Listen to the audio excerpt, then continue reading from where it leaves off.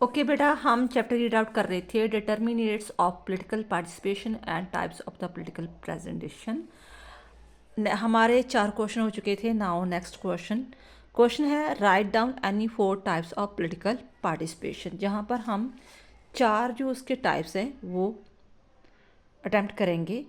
अगर आपको long video भी चाहिए यानी कि एज ए 20 नंबर के अकॉर्डिंग, तो आप कमेंट बॉक्स में लिख सकते हो। फर्स्ट है इसके टाइप्स के कितने टाइप्स की होती हैं पॉलिटिकल पार्टिसिपेशन। फर्स्ट है एक्टिव पॉलिटिकल पार्टिसिपेशन, जो बिल्कुल एक्टिव होते हैं, हर काम पर पता था कि क्या हो रहा क्या नहीं हो रहा, कौन सा पॉलिटिकल पार्टी में जो अप डाउन्स हुए हैं।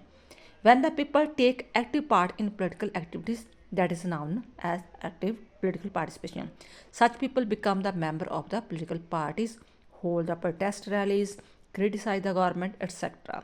जो एक्टिव पार्टिसिपेशन होते हैं वो ख़ास तौर पर किसी न किसी पार्टी के मेंबर बन जाते हैं, फिर जो भी रैलीज होती हैं उसमें भी पार्टिसिपेट करते हैं। अगर वो रूलिंग पार्टी है तो उसके फेवर में बोलते हैं, अगर मतलब अपोजिट पार्टी है तो फिर गवर्नमेंट की क्रिटिसाइज वगैरह करते हैं।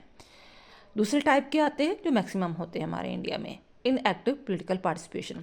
Some people do not take interest in political, they just confine themselves to exercise of the right to vote only and they are known as the inactive political participant. कुछ ऐसे लोग होते हैं जो बिल्कुल भी एक्टिव नहीं होते, उसे हम इनएक्टिव कह देते हैं। उसका जस्ट मकसद होता है कि चलो वोट्स आई हैं, इलेक्शंस आई हैं, मैंने वोट कास्ट कर दिया, बस इनफ। इसके आगे सरकार क्या कर रही है क्या नहीं कर रही, कौन सी पॉलिसी लेकर आई है, इससे उसका कोई भी लेना देना नहीं होता। थर्ड टाइप के आते हैं instrumental political participation. When you take part in political activities with the specific motive, it is known as the instrumental और ऑब्जेक्टिव पॉलिटिकल पार्टिसिपेशन। जब आप किसी खास मकसद के लिए किसी पॉलिटिकल एक्टिविटी में पार्टिसिपेट करते हो, ठीक है, तो मान लो कि मेरा ये मकसद है, जैसे किसान रैलीज वगैरह हो जाती है, जहाँ मतलब किसी मैं पार्टी में, जैसे अरविंद केजरीवाल आए थे तो कहते थे मैंने करप्शन फ्री इंडिया बनाना है, किसी खास मकसद लिए आए हुए हैं, तो उसे वो कह देते हैं इंस्ट्रूमेंटल और ऑब्जेक्टिव पॉलिटिकल पार्टिसिपेशन।